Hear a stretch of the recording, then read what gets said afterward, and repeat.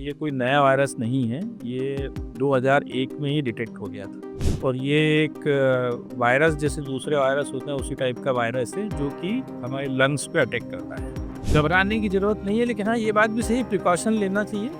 जैसे कि हम कोविड में हमने जो प्रिकॉशन ली थी, क्योंकि हमारे देश ने कोविड की 2 वेव झेली है। इंफ्रास्ट्रक्चर पहले से बहुत बेहतर है। हम इन बीमारियों का सामना करने के लिए पूरी तरह से तैयार हैं। नमस्ते, मेरा नाम निखिल है और आप देख रहे हैं एनवायस इंडिया। अभी जो हमारे देश में काफ़ी चर्चा में और पैनिक की स्थिति एक वायरस की वजह से चल रही है, जिसका नाम है एचएमपीवी। एचएमपीवी वायरस जो सोशल मीडिया पे काफ़ी चर्चा का विषय आज के समय में बनी हुई है। हम आज बात करने आए हैं इसी वायरस के लिए। हमारे साथ हैं आज डॉक्टर राकेश शिवहरे जी, जो डायरेक्टर हैं एमिनेंट हॉस्पिटल इंदौर से। सर, पहले तो बहुत-बहुत स्वागत है आपका एनवायस इंडिया में तो। पहले तो मैं आपसे यही जानना चाहता हूँ सर, एचएमपीवी वायरस जो ये है क्या सर एक्चुअल में, और ये वायरस किस तरीके से काम कर रहा है आज के समय? एचएमपीवी का फुल फॉर्म जो है वो है ह्यूमन मेटानीमो वायरस जी, और ये कोई नया वायरस नहीं है, ये 2001 में ही डिटेक्ट हो गया था और इसके स्पोरेडिक केसेस तो कई कंट्रीज़ में कई समय-समय पे आते रहते हैं।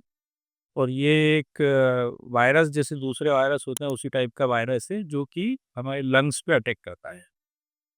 स्पेशली रेस्पिरेटरी सिस्टम की हम 2 पार्ट कर सकते हैं। अपर रेस्पिरेटरी सिम्पटम, जिसमें कि खाँसी, सर्दी, जुकाम भी आता है, और जो है लोअर रेस्पिरेटरी इन्फेक्शन, जिसमें लंग्स का इन्वॉल्वमेंट मेनली होता है, जिसको हम निमोनिया कहते हैं। ऐसा तो अपर और लोअर दोनों को अटैक करता है। सर, ये जो वायरस है आज के समय में जो हमारे देश में जो पैनिक की स्थिति बनी हुई है, लोग मान रहे हैं कि ये वायरस, क्योंकि अभी 7 केसेस अभी हैं, जब हम ये वीडियो रिकॉर्ड कर रहे हैं, तो अभी तक बैंगलोर में और खास करके बच्चों पर ज़्यादा इसने अटैक किया है। तो क्या मैं आपसे ये जानना चाहता हूँ कि ये किस उम्र के लोगों में ज़्यादा अटैक करता है और कैसे लोग इससे बचना चाहिए? ये बात सही है कि ये वायरस बच्चों को अटैक करता है, खासकर बच्चों को, बूढ़े लोगों को, और उसके अलावा जो है जिनकी इम्यूनिटी कम है। जी, देखिए, देखा जाए तो कोई भी वायरल बैक्टीरियल डिजीज़ इन्हीं पॉपुलेशन को अटैक करती है, लेकिन ये सही है कि ये वायरस बच्चों को, बूढ़ों को, और जिनकी इम्यूनिटी कम है उनको ज़्यादा। सर, इस वायरस को हम लोग क्या ये इफ़ेक्टिव वायरस है या मतलब ये नॉर्मल वायरस है? किस तरीके से इसको हम लोग क्या कोविड से रिलेट कर सकते हैं सर?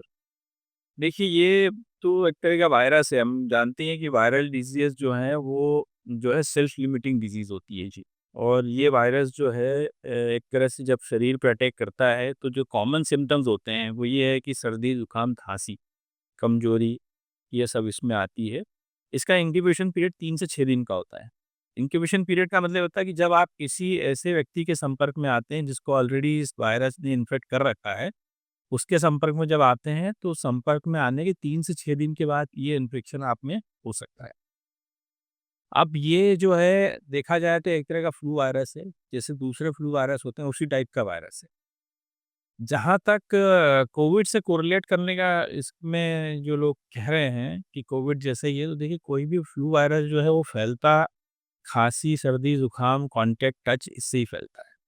और इसकी भी इन्फेक्टिविटी ज़्यादा है, लेकिन जिस तरह की रिपोर्ट्स आ रही है, मोर्टेलिटी उतनी नहीं है जितनी कि कोविड की थी। तो इससे घबराने की ज़रूरत नहीं है। आम तौर से जो दूसरे फ्लू, इन्फ्लुएंजा वायरस रहते हैं, ये उसी टाइप का वायरस है। इंक्यूबेशन 3 से 6 दिन का है और टोटल ड्यूरेशन 10 दिन का हो सकता है। मतलब आपको सिम्पटम आएँगे, खाँसी, सर्दी, जुकाम, बुखार आएगा, 3-4 दिन में इम्यूनिटी डेवलप हो जाएगी और व्यक्ति जो है ठीक हो जाएगा। जी। तो सर, मतलब इस वायरस से घबराने की ज़रूरत नहीं है। जो पैनिक की स्थिति है आज के समय में, जो सोशल मीडिया के माध्यम से हम लोग लोग घबरा रहे हैं कि नया वायरस आ रहा है और ये ज़्यादा सीवियर हो सकता है, तो वो तो सीवियर की स्थिति नहीं है। घबराने की ज़रूरत नहीं है, लेकिन हाँ, ये बात भी सही, प्रिकॉशन लेना चाहिए। जी। जैसे कि हम कोविड में हमने जो प्रिकॉशन ली थी, मास्क लगाना चाहिए। कई लोग आ रहे हैं हमारे पास में भी बोल रहे हैं मास्क लगाना चालू कर दें। बिल्कुल लगा सकते हैं, कोई दिक्कत नहीं। प्रिकॉशन के तौर पे मास्क लगाने से फ़ायदा ही है, क्योंकि जैसे ये खाँसी, सर्दी, जुकाम से फैलता है, टच से फैलता है, अपना जो अपन हैंड वॉश वगैरह करते हैं, और ऐसे लोग भीड़-भाड़ वाले लोगों जगह जाने से अवॉइड करें, और जिनको सिम्पटम है, उनसे थोड़ा-सा डिस्टेंस बना के रखिए। तो सर जैसे सिम्पटम की बात हम लोग कर रहे हैं, तो अगर किसी को 2-3 दिन से अगर कोई ज़ुकाम है या सर्दी है, तो हम लोग इसको डिटेक्ट करने के लिए या इसको पहचानने के लिए कौन-कौन से टेस्ट हैं जो हम लोग कर सकते हैं? जैसे कि आरटी-पीसीआर टेस्ट होती थी कोविड में, इसमें नाट टेस्ट होती है। और इसमें जो वही सेम प्रोटोकॉल है, एंटीजन टेस्ट भी होती है, वही सैंपल हम वैसे ही लेते हैं। अभी चूँकि इसके टेस्ट की कॉस्ट महँगी है, क्योंकि जो किट की जो कॉस्ट पड़ रही है वही करीब 3 साढ़े 3 हज़ार रुपए पड़ रही है। तो लैब इसकी टेस्ट जो है 4-5 हज़ार में करेंगे। तो डिटेक्शन हम कर भी सकते हैं, डिटेक्शन गवर्नमेंट भी जो है वो अपने रूल रेगुलेशन लेके आएगी। अब देखा जाए तो वो ट्रीटमेंट इसका है नहीं। ये तो क्या है कि भई वायरल डिज़ीज़ है, बॉडी में जब वायरस के अगेंस्ट में इम्यूनिटी बनेगी तो पेशेंट ठीक हो। जी।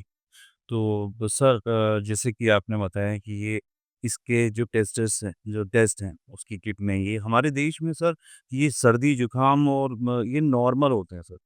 तो ऐसे हमारे ग्रामीण क्षेत्र के बहुत सारे जो लोग हैं वो नॉर्मल सही भी हो जाते हैं।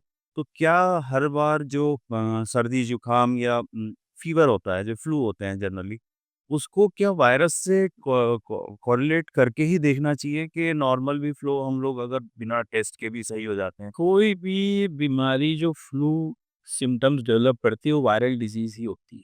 जी। अब ये बात अलग है कि यदि हमने वायरल को डिटेक्ट कर लिया, वायरस को डिटेक्ट कर लिया तो डायग्नोसिस बन जाता है। वही स्वाइन फ्लू भी एक तरह की वायरल डिज़ीज़ है। उसके बाद में कोविड भी एक वायरल डिज़ीज़ थी। तो ये एचएमपीवी जो है ये भी एक वायरल डिज़ीज़ है। और देखा जाए most of the viral disease का कोई इलाज नहीं होता। जी। है ना? कोविड का भी कोई स्पेसिफिक ट्रीटमेंट था नहीं। कोई स्पेसिफिक मेडिसिन नहीं बनी थी। बैक्टीरियल जो इन्फेक्शन होते हैं जिसको जीवाणु संक्रमण कहते हैं, उसकी एंटीबायोटिक होती है, लेकिन वायरस की नहीं होती। कुछ इक्का-दुक्का हम हर्पीस वगैरह वायरस को छोड़ दें, तो बाकी किसी का कोई इलाज नहीं होता है। इसमें इम्यूनिटी बॉडी डेवलप करती है और उसके बाद में ही पेशेंट जो है वो ठीक हो जाता है। अब बूढ़े लोगों को और जिनकी इम्यूनिटी लो है उनको सतर्क रहने की क्यों ज़रूरत है? वो इसलिए ज़रूरत है कि हमारी बॉडी फुल ऑफ बैक्टीरिया होती है। जैसे ही इस वायरस ने इंसान को जकड़ा, उसकी इम्यूनिटी और लो होगी, सेकेंडरी इन्फेक्शन जो है उसको होगा। ख़ास करके वो मरीज़ जिनको डायबिटीज़ है, जिनको रीनल फेलियर है, इन लोगों को ज़्यादा सतर्क रहने की ज़रूरत रहती है। तो वही सारी प्रिकॉशन जो कोविड के टाइम पे हमने ली थी, वही प्रिकॉशन यहाँ पे भी काम करेगी। केवल अंतर ये होगा कि कोविड में लंग का जो इन्फेक्शन इन्वॉल्वमेंट था, वो बहुत ज़्यादा था। अभी जो है रिपोर्ट्स जो आ रही हैं, उसमें कोविड जैसी मॉर्बिडिटी, मोर्टेलिटी इसके अंदर नहीं है। लंग इन्वॉल्वमेंट जितना ज़्यादा उसमें था, उसके रिज़ल्ट्स अभी जो है रिपोर्ट्स इसमें नहीं आ रही हैं। तो मुझे लगता है, ये मेरा पर्सनल ओपिनियन है कि इसमें मॉर्बिडिटी, मोर्टेलिटी उतनी नहीं रहेगी। लेकिन हाँ, ख़ास करके वो मरीज़ जिनकी इम्यूनिटी लो है, जिनको दूसरी बीमारियाँ हैं, जिनका लिवर ख़राब है, जिनकी किडनी ख़राब है, ऐसे मरीज़ों को सतर्क रहने की बहुत। जी। सर मेरे आखिरी 2 क्वेश्चन्स हैं। जो वायरसेस होते हैं जैसे आपने स्वाइन फ्लू की भी बात करी या दूसरे भी जो, तो ये ज़्यादातर ठंड के मौसमों में ही ज़्यादा भी, तो इसके पीछे क्या कारण है सर? देखिए, क्या होता है कि ये बात सही है कि ठंड के मौसम में जो है वायरस को के लिए फ़ेवरेबल टेम्परेचर होता है, उसको रेप्लिकेट करने। तो आम तौर पे ठंड के मौसम में ही ज़्यादा वायरल डिज़ीज़ अटैक करती है, ख़ास करके फ्लू वायरस वाली में है। और ये स्प्रिंग सीज़न तक जाती है। तो उसके बाद जैसे ही टेम्परेचर बढ़ता है फिर ये फेड होना चालू। ओके। सर लास्ट मेरा क्वेश्चन है कि इंडियन हेल्थ सिस्टम जो है, ये हमारे देश में आने वाले समय के लिए भी मैं पूछना चाह रहा हूँ सर आपसे कि कोई से भी जो नए-नए वायरस अब आ रहे हैं, कोविड के बाद हम लोगों ने देखा कि अब थोड़ी-सी स्थिति ठीक रही है। तो क्या कितना हमारा हेल्थ सिस्टम आप मानते हैं पर्सनल बेस पे कि कितना तैयार है नई बीमारियों के लिए और नए वायरसेस के लिए? चूँकि हमारे देश ने कोविड की 2 वेव झेली हैं, जी। इंफ्रास्ट्रक्चर पहले से बहुत बेहतर है। हम इन बीमारियों का सामना करने के लिए पूरी तरह से तैयार हैं। पब्लिक भी अवेयर है, क्योंकि हम लोगों ने जो पैंडेमिक देखा वो ऑलमोस्ट 100 साल के बाद देखा, तो पुराना पैंडेमिक जिन्होंने देखा वो तो जीवित नहीं रहे। लेकिन अभी पूरी जनता अवेयर है, सबको एक्सपीरियंस है, और डर का कारण भी यही है कि कोविड का भयानक जो इस टाइम हमने देखा है, तो उसके हिसाब से सब लोग सतर्क हैं, जो गवर्नमेंट भी सतर्क है, पब्लिक भी सतर्क है, हेल्थ केयर वर्कर्स भी सब लोग सतर्क हैं। तो मुझे लगता है हम बहुत अच्छी तरह से इससे निपट पाएँगे यदि नंबर ऑफ केसेज़ बढ़ते हैं। जी। तो सर बहुत शुक्रिया आपने हमें समय दिया। लास्ट में सर हमारे जो व्यूअर्स हैं आप जो भी मैसेज देना चाह रहे हैं तो प्लीज़ आप मेरे ख़्याल से प्रिकॉशन तो सभी बीमारियों में रखना चाहिए और केवल कोविड टाइप की गंभीर बीमारी आएगी तो ही हम प्रिकॉशन रखेंगे ऐसा नहीं मानना चाहिए। मैं तो अभी से सलाह दूँगा कि भई जो भी बुज़ुर्ग लोग हैं, जो जिनकी इम्यूनिटी कम है, जिनको लीवर की बीमारी है, किडनी की बीमारी है, वो अभी से यूनिवर्सल प्रिकॉशन चालू कर दीजिए। आपको लगता है कि भई कोई घर में व्यक्ति जिसको बहुत सर्दी, जुकाम, खाँसी है उसको अपने दूसरे रूम में आइसोलेट कर दीजिए। बाहर जा रहे हैं तो मास्क लगाना चालू कर दिए, मास्क लगाने में कोई बुराई नहीं है, उससे हमको प्रोटेक्शन ही मिलेगा। और जो हमने प्रिकॉशंस पहले ली थी, भई बाहर से हम आ रहे हैं तो हम हाथ धोना है, जो फीवर से अफ़ेक्टेड बंदा है उसको टच नहीं करना है। ये सारी प्रिकॉशंस रखिए, मेरे ख़्याल से सब सेफ रहेंगे। हाँ जी। तो हमारे साथ डॉक्टर राकेश शिवारी जी थे जिनसे हमने जानने की कोशिश करी कि एचएमवी की जो वायरस है वो कितना हार्मफुल भी है और उसको किस तरीके से हम बच सकते हैं।